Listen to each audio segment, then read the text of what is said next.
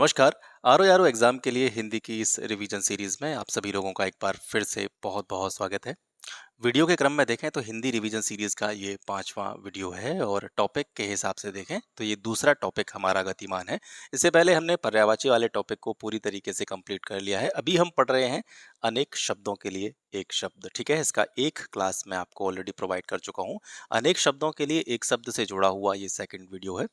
इसके साथ साथ मैं आपको बता देना चाहता हूँ कि अगर आप आयोग की परीक्षाओं की तैयारी कर रहे हैं, चाहे आप यूपीपीसीएस की तैयारी कर रहे हैं, चाहे आप आरओ एआरओ एग्जाम की तैयारी कर रहे हैं, तो एक बार इस चैनल पर जाकर के इसकी प्लेलिस्ट को चेक जरूर कीजिएगा, क्योंकि यहाँ पर आपको बहुत सारी ऐसी चीज़ें मिल सकती हैं। हो सकता है जिनके बारे में आप सर्च कर रहे हो सकता है जिनकी आपको नीड हो, जिनकी आपको आवश्यकता हो। ठीक है, जिस तरीके से हिंदी की ये सीरीज चल रही है उसी तरीके से यूपीपीसीएस और आरओ एआरओ एग्जाम के लिए मैंने जीएस की एक रिवीजन सीरीज लगातार आप सभी लोगों के लिए चला रखी है, जिस पर अब तक 18 क्लासेस आपको प्रोवाइड किए जा चुके हैं। क्वेश्चंस के थ्रू, क्वेश्चंस की एक्सप्लेनेशन के थ्रू आपके सिलेबस को कवर करते हुए मैं चीज़ों को यहाँ से आपको प्रोवाइड करा रहा हूँ। और ये सीरीज़ जो जीएस वाली है ये भी आपके एग्ज़ाम से लगभग 15 दिन पहले तक चलती रहेगी। और मैं आपको ये आश्वासन देता हूँ, आपको ये विश्वास दिलाता हूँ कि अगर आप इस सीरीज़ को फॉलो करते हैं, चाहे आपकी तैयारी थोड़ी सी कम क्यों ना हो, लेकिन अगर आपने ये वीडियोस सीरीज़ जो है जीएस वाली, ये अगर आपने फॉलो की तो निश्चित रूप से आप कट ऑफ को क्लियर करने में सक्षम होंगे, अगर आपने ठीक तरीके से चीज़ों को समझा, ठीक तरीके से चीज़ों को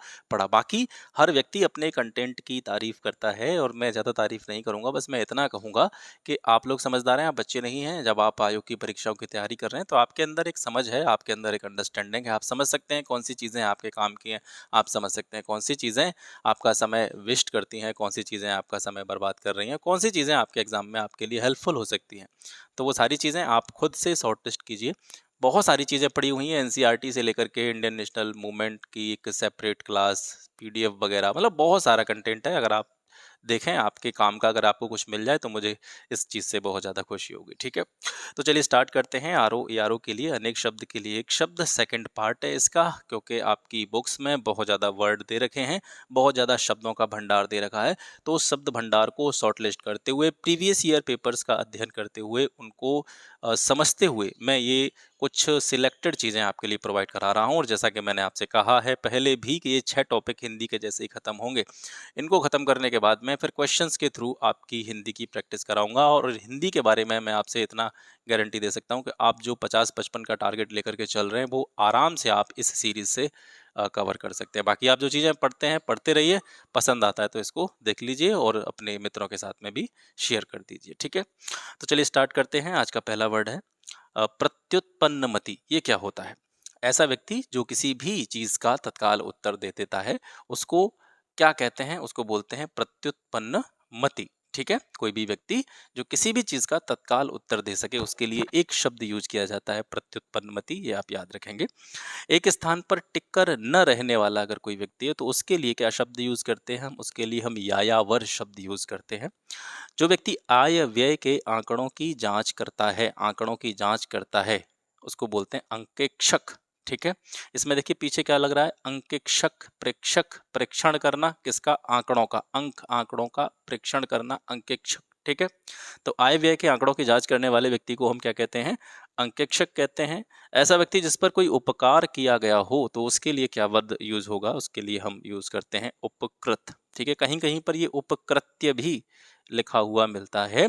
दोनों ही वर्ड आप याद रखेंगे और प्रायोरिटी आप उपकृत को देंगे। ऑप्शन में दोनों चीजें नहीं आएंगी और उपकृत अगर आता है तो आप इसी को प्रायोरिटी दें। ठीक है, जो क्षण भर में नष्ट हो जाने वाली चीज है उसके लिए बोलते हैं क्षण भंगुर। भंगुर का मतलब होता है ब्रिटल, इसका अंग्रेजी वर्ड होता है ब्रिटल। ब्रिटल का मतलब ऐसी चीज जो मतलब बड़ी थोड़ा सा ही प्रेशर से टूट जाती हो। ठीक है, कांच जैसे कैसा होता है? ब्रिटल होता है, भंगुर होता है। तो क्षण में भंगुर होने वाला, कुछ समय में ही टूट जाने वाला, नष्ट हो जाने वाला, वो क्षण भंगुर होता है।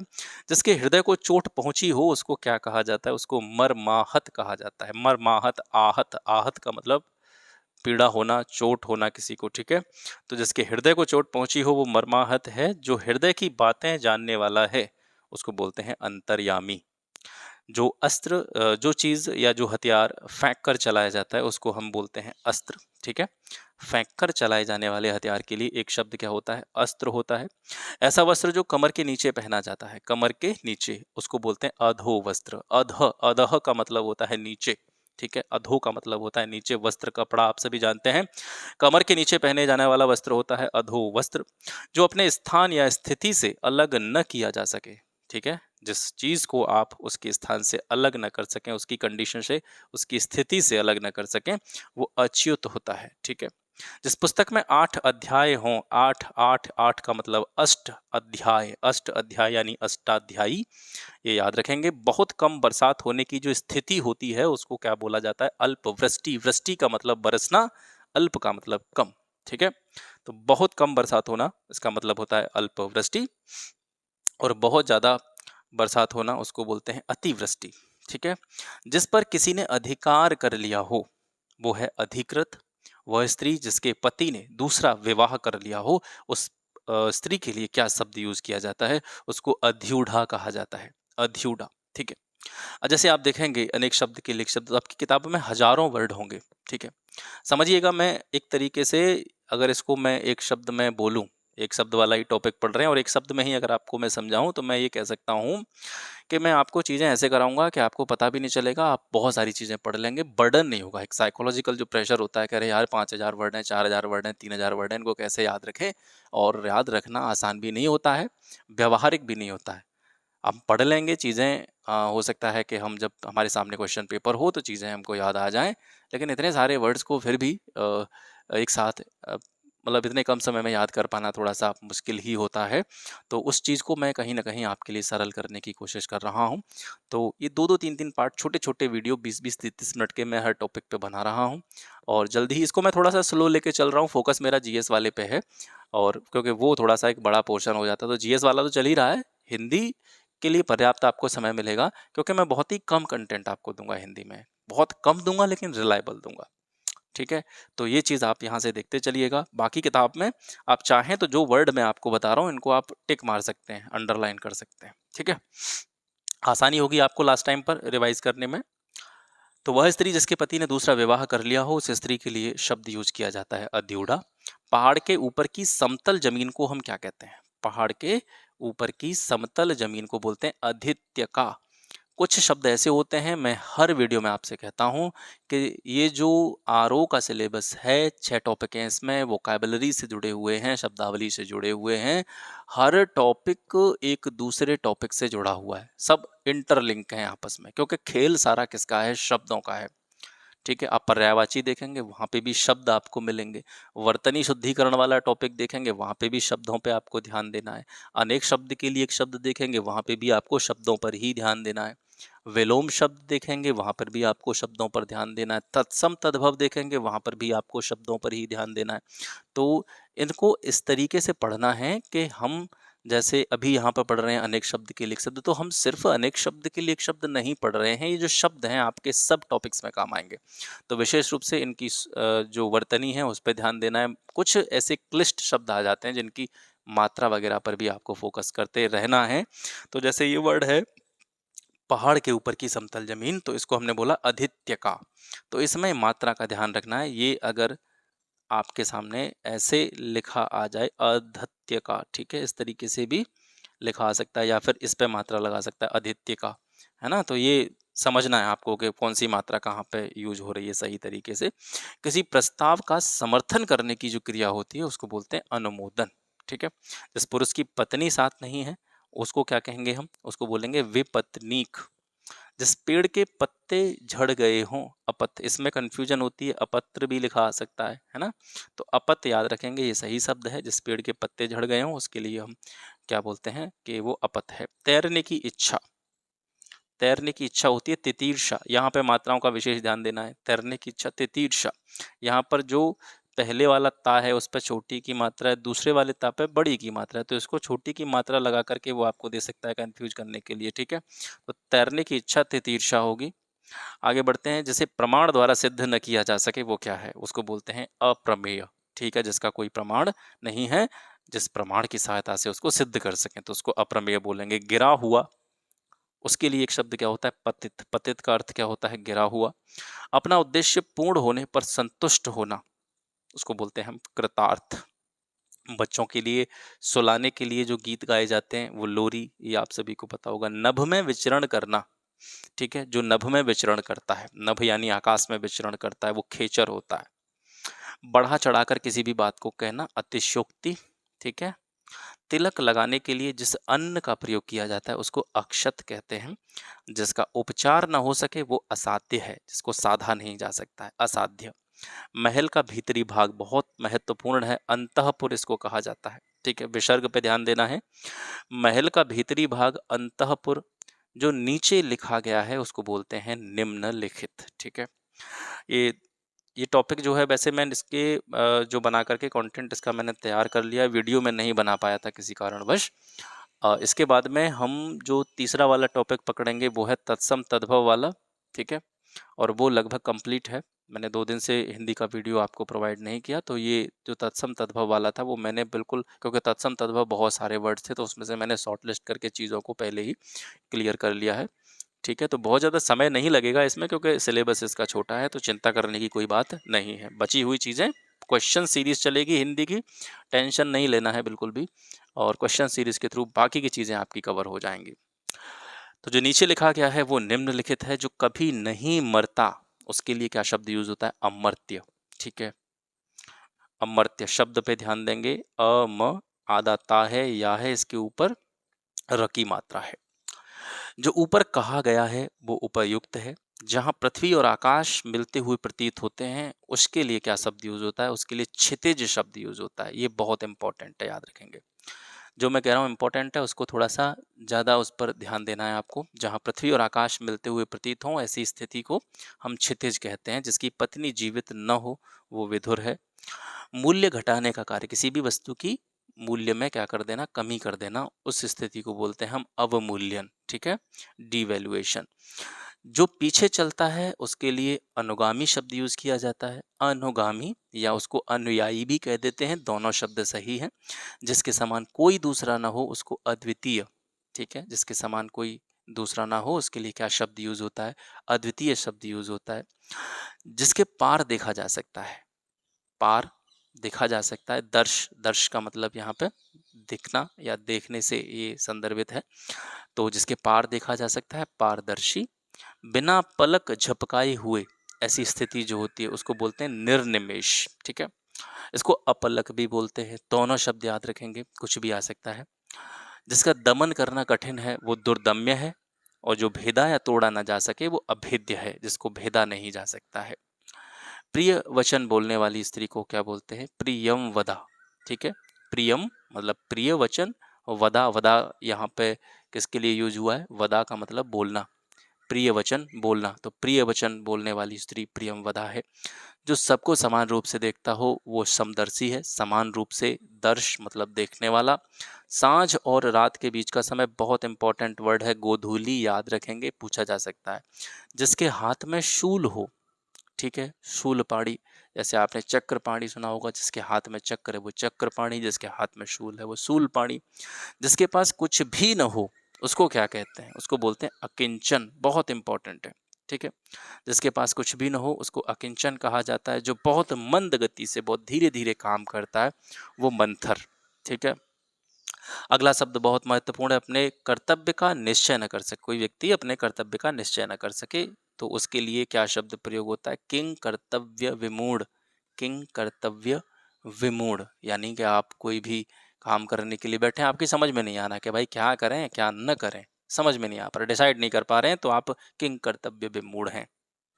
प्राचीन आदर्श के अनुसार चलने वाला वो गतानुगतिक होता है, ये महत्वपूर्ण है।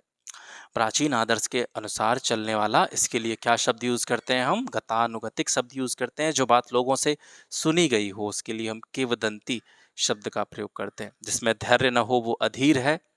एक दूसरे पर आश्रित होना, इसके लिए एक शब्द होता है अन्योन्याश्रित, बहुत इंपॉर्टेंट है। एक एक वर्ड को देखेंगे, यहाँ से एक एक वर्ण को देखेंगे, सॉरी, कहाँ पे आधा ना है, कहाँ पे मात्रा है, ठीक है। तो ये सारी चीज़ें थोड़ा सा फोकस करते चलेंगे, बहुत महत्वपूर्ण शब्द है। बिना घर का है, ठीक है, उसके लिए क्या शब्द यूज करेंगे, तो अनिकेत, जिसका कोई घर नहीं है, अनिकेत। किसी ग्रंथ में अन्य व्यक्ति के द्वारा कोई भाग जोड़ा जाता है तो उसको छेपक कहा जाता है। किसी ग्रंथ में किसी अन्य व्यक्ति के द्वारा किसी ने कोई ग्रंथ लिखा और किसी अन्य व्यक्ति ने उसमें कोई हिस्सा जोड़ा, कोई और उसमें एक पार्ट जोड़ दिया, तो वो छेपक कहलाएगा, वो जोड़ा हुआ हिस्सा होगा। जिसने देश के साथ में विश्वासघात किया हो, देशद्रोही, कोई प्रॉब्लम नहीं है। प्रत्येक कार्य में अत्यधिक समय लगाने वाले व्यक्ति को दीर्घसूत्री कहते हैं। किसी के प्रति उदारता एवं कृपा पूर्वक किया जाने वाला व्यवहार जो होता है वो क्या कहलाता है? अनुग्रह कहलाता है। ठीक है। पत्र या प्रश्न आदि के उत्तर की अपेक्षा करने वाला, उसके लिए हम सब यूज करेंगे उत्तरापेक्षी, जो उत्तर की अपेक्षा कर रहा है। ठीक है, उत्तरापेक्षी हो जाएगा। जिस स्त्री की आंखें मछली के समान हो उसको बोलेंगे मीनाक्षी। मीन मतलब मछली हो जाता है, अक्षी का मतलब यहाँ आंख के लिए शब्द हुआ है मीन अक्ष। ठीक है, मीनाक्षी हो जाएगा। कमल की डंडी या जो कमल की नाल होती है उसको बोलते हैं मृणाल। ठीक है, कमल की डंडी को क्या बोला जाता है? मृणाल बोला जाता है। जो रचना किसी व्यक्ति की स्वयं की हो और नई हो। ठीक है, मतलब कहीं से कॉपी करा हुआ कोई चीज़ ना हो, जो रचना किसी व्यक्ति की खुद की हो और नई हो, तो उसको मौलिक कृति कहा जाता है, मौलिक। ठीक है, रंगमंच का पर्दा जो होता है उसको यवनिका कहते हैं। इंपॉर्टेंट वर्ड है। रंगमंच के पर्दे को क्या कहा जाता है? यवनिका कहा जाता है। यज्ञ स्थान पर स्थापित किया जाने वाला जो खंबा होता है उसको यूप कहते हैं। यज्ञ जहाँ पर होता है वहाँ पर एक खंबा जैसा एक स्थापित किया जाता है, उसको यूप कहा जाता है। राज्य द्वारा आधिकारिक रूप से प्रकाशित होने वाला जो पत्र होता है उसको राजपत्र कहते हैं। अंग्रेजी में उसको गजट कहा जाता है। जिसे देखकर रोंगटे खड़े हो जाएं, वो स्थिति क्या होती है? तो वो स्थिति लोमहर्षक होती है। लोमहर्षक, लोमहर्षक का मतलब एक तरह से जिसको आप अंग्रेजी में आजकल बहुत ज़्यादा प्रचलन में है, गूज बम्प्स कहते हैं ना। किसी चीज़ को देख के, कोई मूवी का ट्रेलर, अरे यार गूज बम्प्स हो गए, है ना, तो वो लोमहर्षक होता है। हिंदी में उसको बोलेंगे लोमहर्षक, जिसे देख करके रोंगटे खड़े हो जाएं। बचपन और यौवन के मध्य की जो उम्र होती है उसको वयसंधि कहा जाता है। बचपन और यौवन के बीच की उम्र को वयसंधि कहते हैं, जिसका वर्णन न किया जा सके। ठीक है, जो वर्णन से परे हो वो वर्णनातीत है। जिसका वर्णन न किया जा सके वो वर्णनातीत है। जिसका वाणी पर पूर्ण अधिकार है। ठीक है, वो जो सोच रहा है वही बोल रहा है ना। ऐसा नहीं कुछ अंदर कुछ चल रहा है, निकल कुछ रहा है। वो अपने शब्दों पर नियंत्रण है, अपनी वाणी पर जिस व्यक्ति का नियंत्रण है वो वाचस्पति होता है। ठीक है, कन्या का विवाह कर देने का वचन देने की रस्म, उसको वागदान कहा जाता है। ये महत्वपूर्ण है, वागदान याद रखेंगे। वह कन्या जिसके विवाह करने का वचन दे दिया गया है वो वागदत्ता है। ये दोनों में थोड़ा सा कन्फ्यूजन हो सकता है, तो दोनों में अंतर समझिए क्या है। ये क्या कह रहा है कि वह कन्या जिसके विवाह करने का वचन दे दिया गया हो वो वागदत्ता है, तो ये सीधा संबंध है इसका कन्या से।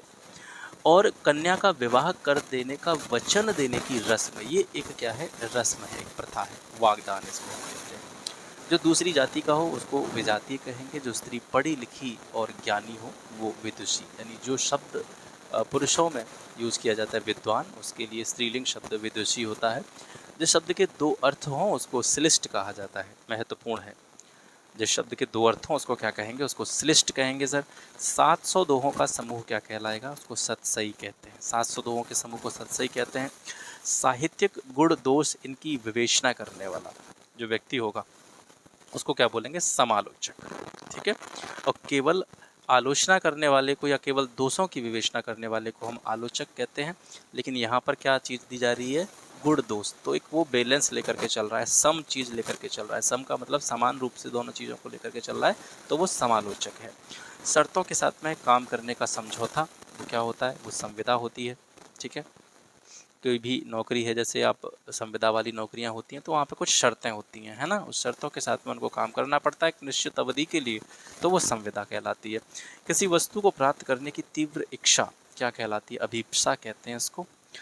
जीतने या दमन करने की इच्छा जो होती है वो जिगीसा कहलाती है। ये दोनों ही शब्द महत्वपूर्ण हैं, जिगीसा और जिगीसु। ठीक है, दोनों में समझना अंतर क्या है कि जीतना और दमन करने की इच्छा रखने वाला, ये एक भावनात्मक शब्द है, एक फीलिंग को बता रहा है जिगीसा, और ये व्यक्ति के लिए यूज हुआ है जिगीसु। ठीक है, ये जिगीसु किसी व्यक्ति के लिए यूज हुआ है, ऐसा व्यक्ति जो किसी को जीत लेने की इच्छा रखता है। तो जो इच्छा को रख रहा है, जीत लेने की इच्छा को रख रहा है, वो जिगीसु है, और जो इच्छा है वो जिगीसा है। ठीक है, ग्रहण करने पकड़ने की इच्छा जिगरक्षा कहेंगे इसको। पीने की इच्छा रखने वाला इसको हम पिपासु कहेंगे। पीने की इच्छा रखने वाले को हम क्या बोलेंगे? पिपासु कहेंगे। अगला वर्ड बहुत इंपॉर्टेंट है, पूछा जा सकता है। ये दोनों तीनों वर्ड बहुत महत्वपूर्ण है। बुभुक्षु हो गया, युयुत्सु हो गया या मुमूर्षु हो गया, ये तीनों वर्ड याद रखेंगे।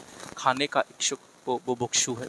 तीनों पर छोटे उ की मात्रा याद रखेंगे। युद्ध की इच्छा रखने वाला युयुत्सु है, इस पर भी तीनों पर छोटे उ की मात्रा है।